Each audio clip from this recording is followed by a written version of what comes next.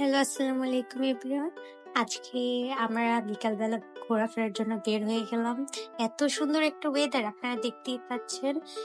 আমরা ৩০০ ফিট থেকে নীলা মার্কেট হয়ে ফারুক মার্কেট যাওয়ার প্ল্যান করেছিলাম।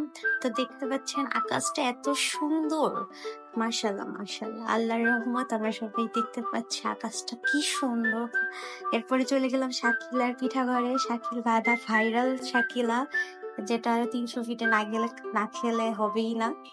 তারপরে এই যে দেখতে পাচ্ছেন হাঁসের মাংস, সাথে চাপটি রান্না হচ্ছে। খুবই লোভনীয় ছিল খাবারটা। এই যে হাঁসের মাংস, সাথে রুমালি রুটি নিয়ে নিলাম। খাবারটা বেশ ভালো ছিল।